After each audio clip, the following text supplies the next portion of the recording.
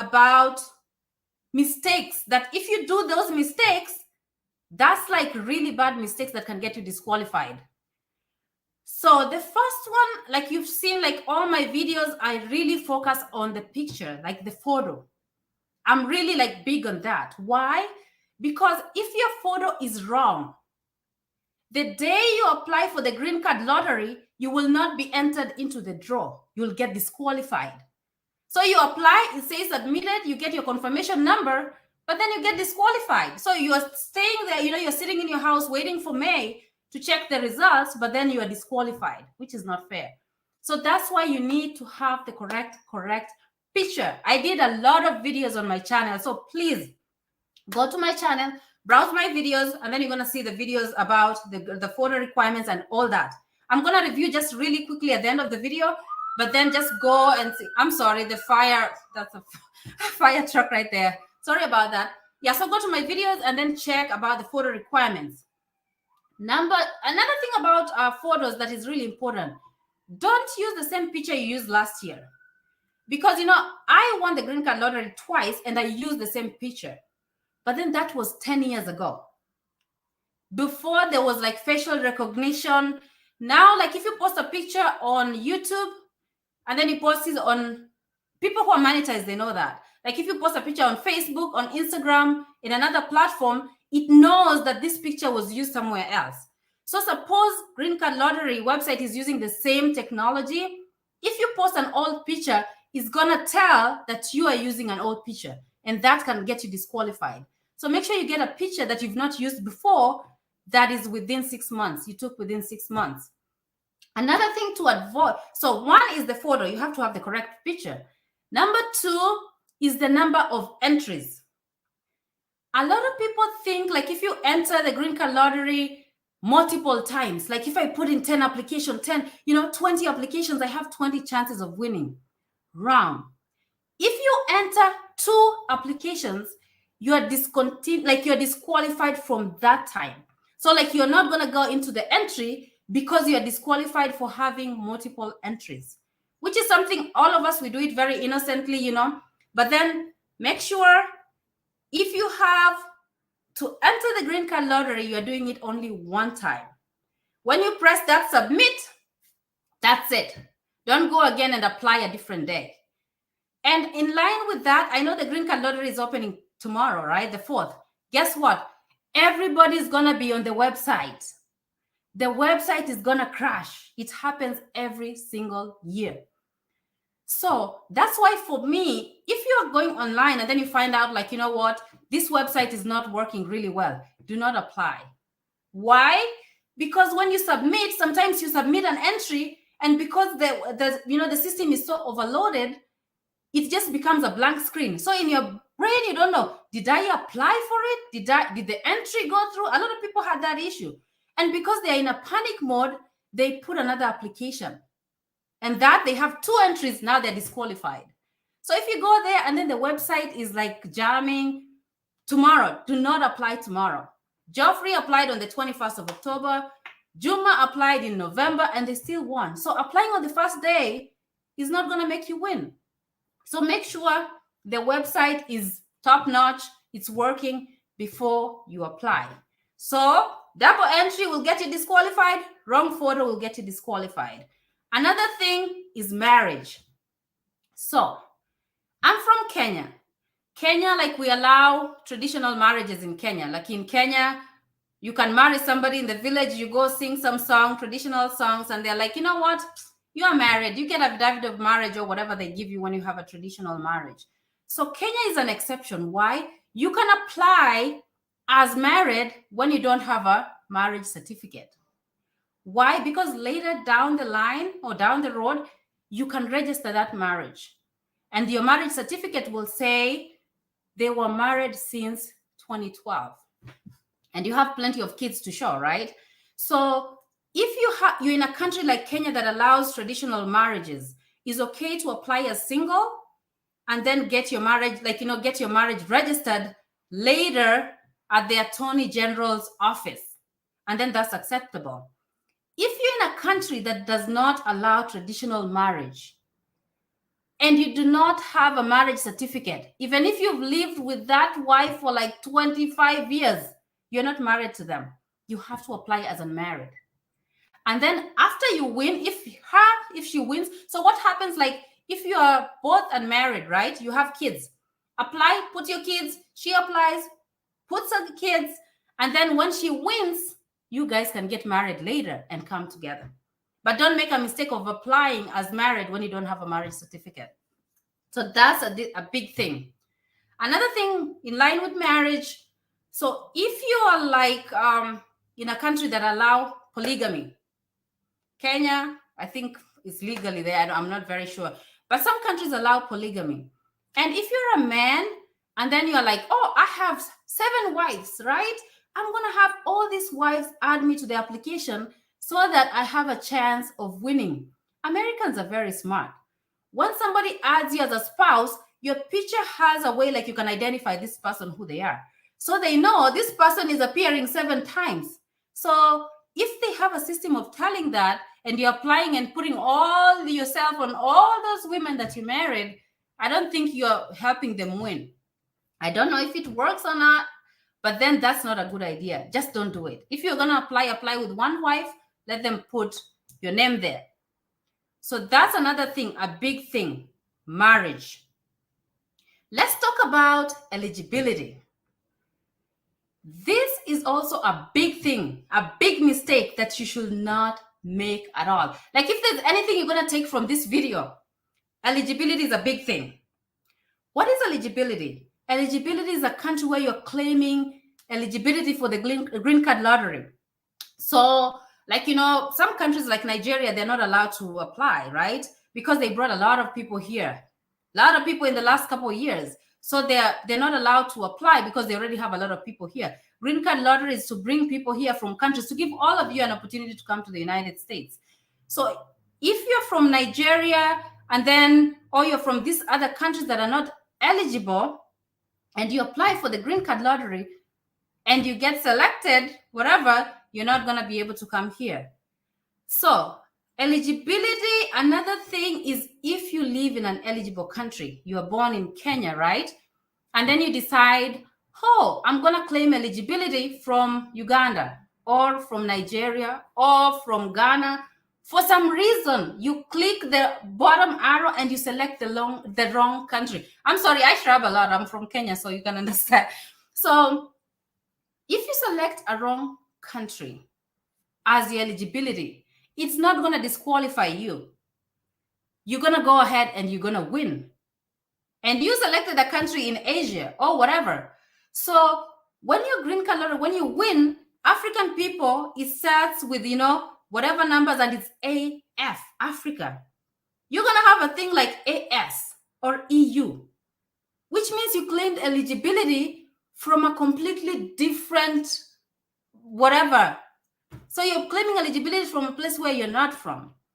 Or maybe you're Kenyan and then you're like, you know, I'm a American citizen. No, that's not a good example, because if you're an American citizen, you don't need the green card. But anyway, like if you're married to a Ghana or Nigeria and you have a passport there. So you're a citizen for Congo, or you're a citizen for Nigeria, you're a citizen for whatever, but then you're born in Kenya.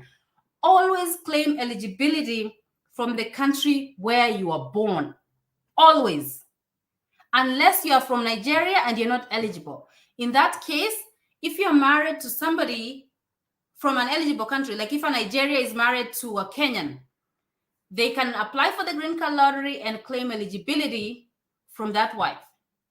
The only problem is this: you have to come to the United States together. So, you know, when you fill the DS-260, some people, you don't have to come with your wife. But then if you claim eligibility using your wife, you guys have to enter the US together, because you're not eligible to come to the US. She's helping you come in. So if you leave her there, how are you going to get in? So that's how, with eligibility, that goes. Bottom line, always claim eligibility from a country where you were born, not a country where you're a citizen, not a country where you currently live, not a country where you think of. Eligibility always from your country of birth. Okay, let's talk about the mailing address. I don't know if I should mailing address. I'm getting a lot of questions about mailing address on the comment section. So I don't know like how to address this, but then mailing address is where you receive mail. You can live somewhere else. Like for example, maybe I live, I'm here in the US for this year, right? But I'm just here, I'm gonna be here for a year. I'm going back to Africa next year. If I put my mailing address here, I'm not gonna be here when I win the green card lottery. So a place where you currently live and a place where you want to receive a mail can be totally two different things. So there's some people who are like, they put like a mailing address in Africa and maybe they live in the UAE. They work in Arabic countries, but they don't know they can be fired and then have to leave tomorrow. So usually they put the mailing address back home. If you're going to stay wherever you are, that's where you live, that's where you receive your mail. The mailing address is where you receive the letters. And the mailing address, you have to, like, it's address one. Maybe I'll pull it up later so that I can look at it and then I'll show you how to complete the mailing address, because a lot of people have those questions. So I think I might as well just go ahead and do it. Another thing is like, should I apply for the green card lottery? How do I know if I can qualify to apply? It doesn't have any age limit. It does not. Can a 3-year-old apply? Absolutely not. Why? Because you either need to have high school or you need to have work experience. Does a 3-year-old have that? Absolutely not. So they do not have an age limit. But because of the requirements, you have to be a certain age to have completed high school. You have to be a certain age to be legally able to work in any country. So that's how they set the age limit. So there's an age limit and there's not an age limit. Age limit is just based off like you need high school or you need work experience, at least 2 years of work experience. So to apply for green card lottery, any age you can apply. And then you have questions. You're like, I want DV 2024. Should I apply for the green card lottery? Absolutely yes. Why? Winning a green card lottery and getting a visa to come here are two different things. So many people won DV 2023. Their interviews were canceled. Maybe they went to the embassy and they were denied visa because they lied on something. Now this is time to correct your sin of lying. So you can apply. Whether you won the green card lottery, if you do not have a visa to come to America, if you don't live in America as a citizen, if you don't live here as a permanent resident, you need to apply for the green card lottery.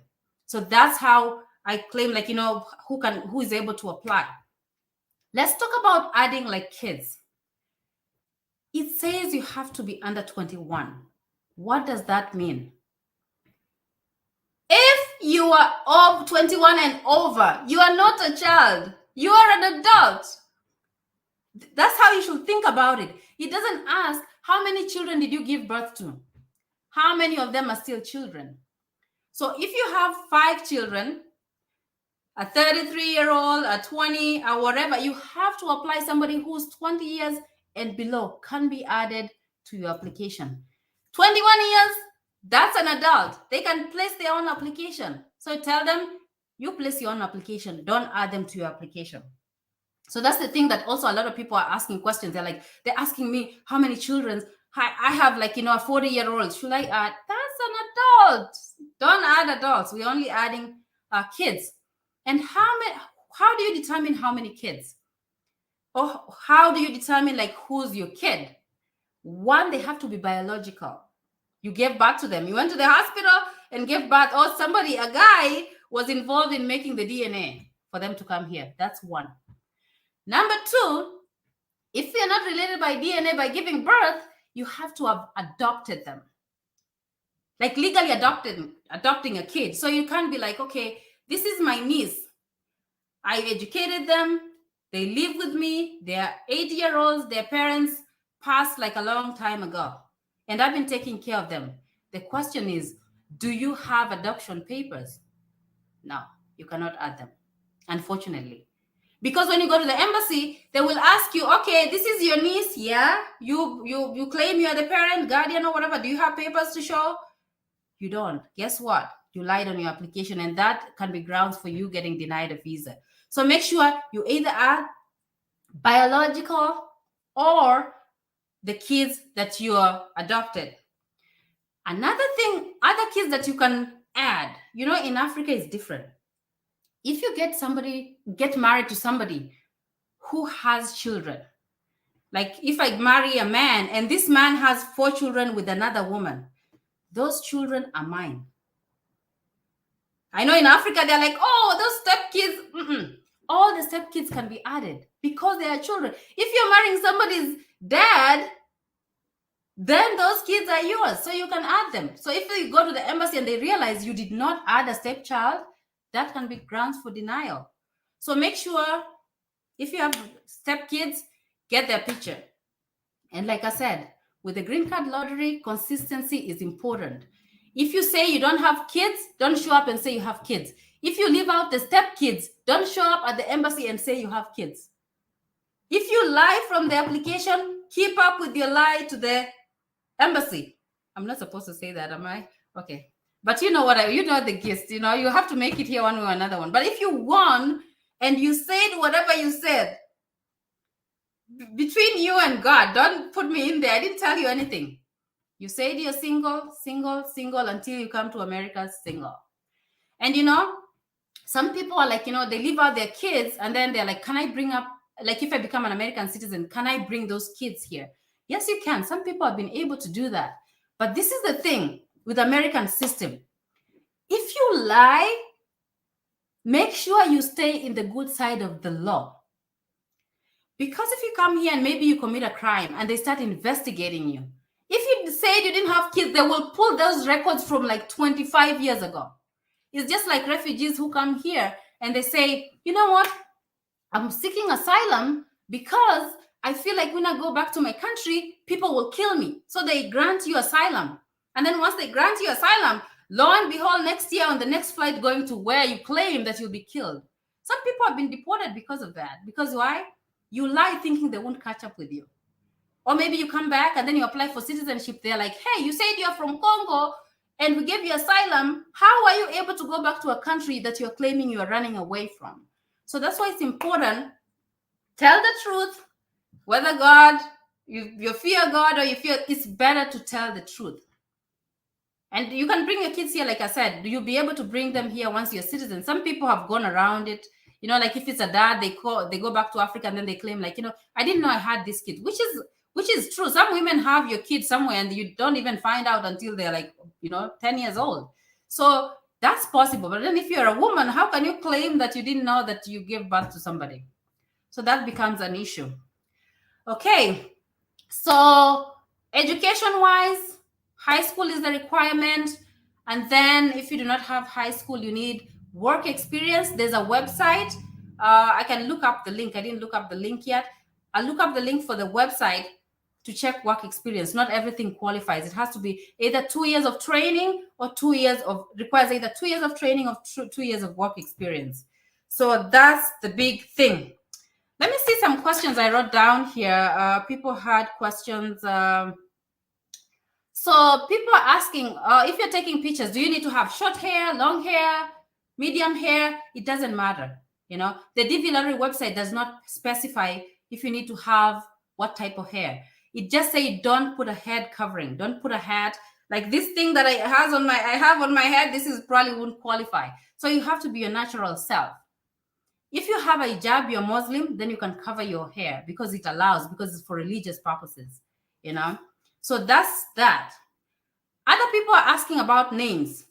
So what I'm going to do, I'm just going to go over the questions that people are asking. So when at the end of the video, when I start going over the questions, then if I already answered, I'm not going to answer again.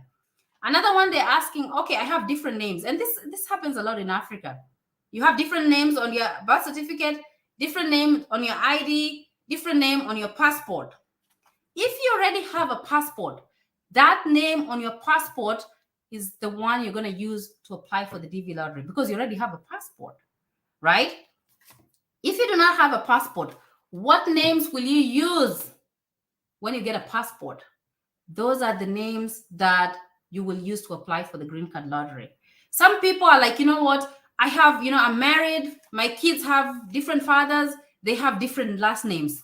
America don't care. Here, people divorce left and right. Everybody has different names. Nobody cares. So if you have, like, you know, all your kids have different dad's name, put them all there with their exact name. It won't affect anything. So name doesn't matter. As long as you put your correct names that will be on your passport or your birth certificate, then you should be good to go. Okay, and then some people are asking about what address to use, like if I live in one country and then I plan to move. I already explained that with the address. You use the address where you want your letters to go. And then another thing is the city of birth. Everybody has a different opinion about city of birth.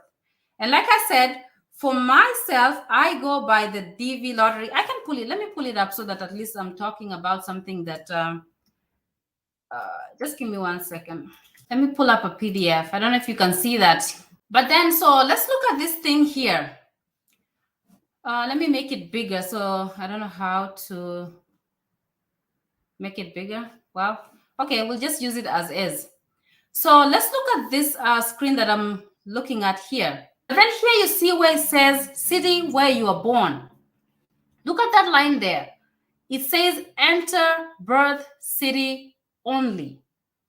It says do not enter a district, a county, a province, or a state. Do not enter any of that. It says right there, city where you are born. So to me, how I interpret that, it means like if wherever you are born is in a district, it tells you do not enter a district. Why would you enter a district when a place it just says right there that do not enter a district? So in America is different. I'm gonna explain how America works. So like if you live in New York, I live in New York, right? So New York is the state. Usually it starts with the county. So like you'll have like, Oneida County, Thompson County, whatever, Onondaga County. So that's a county. From a county, you can come to a city, like either a city, Liverpool, whatever, Syracuse, whatever cities are in that state. So from the city, then you come to the state. So America, usually you have a city. But where I was born, in Bungoma, is a county. There's no city. So I can't be like, okay, I'm going to Bungoma City. What city is close to Bungoma? Kisumu is in Nyanza, so that cannot count. So we don't have a city. That's why when I applied, I put city unknown. And I have a lot of people who applied and put city unknown, and they were able to win the green card lottery. So, but then this is not a big thing. Like if you select, if you don't have a city or if you put anything there, I don't know if people have been able to win either way. So I don't think it's a big thing. But for me, I just say, it says right on the application, do not enter a district, a county, and all that, and a province and stuff. Enter only a city. Nairobi, Mombasa, Kisumu. So if you have, maybe you live in Kiambu. Kiambu is within Nairobi. So as much as Kiambu is not a city, but is within a larger city, which is Nairobi. So if you live in Kiambu, your city will be Nairobi. But then if you live in Bungoma, poor us, we need to work better to create a city. We don't have a city for us. Okay, another thing is about gender. I completely understand this is an American thing. I know like African people will stone me, but in America, there's some people who do not want to be identified as a woman or as a man. They don't have gender.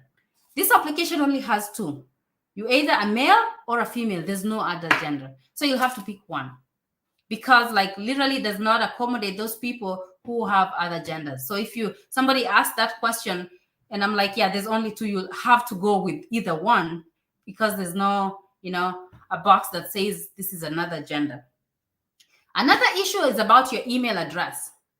Guys, every time, every year, I insist. I got an email from somebody. Actually, I'm going to respond. I'm sorry, I didn't respond because I was so busy, but I'm going to respond. Somebody applied for the green card lottery. They won.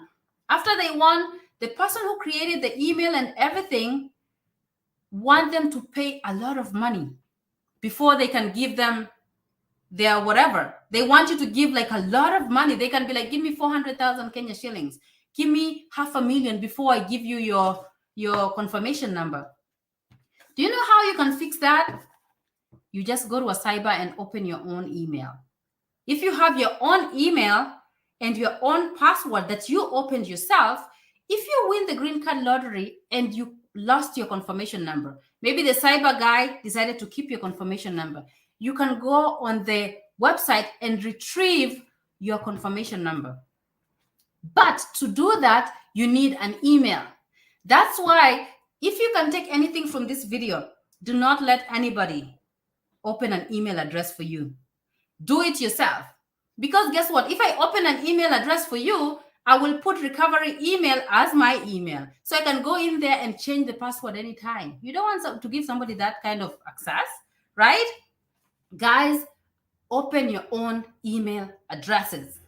So when you go to apply, even if you have somebody apply for you, give them the email address. You're like, this is my email address. This is my date of birth. And make sure they're putting in correct information. Don't give them the information and you go sit over there in the cyber. Stand right here. They're entering your last name. You're seeing the spelling. They're entering your date of birth. You're like, oh, I think you put a 7 instead of a 6, you know, because that's stuff that can affect you, you know, after you win. So make sure you're standing there.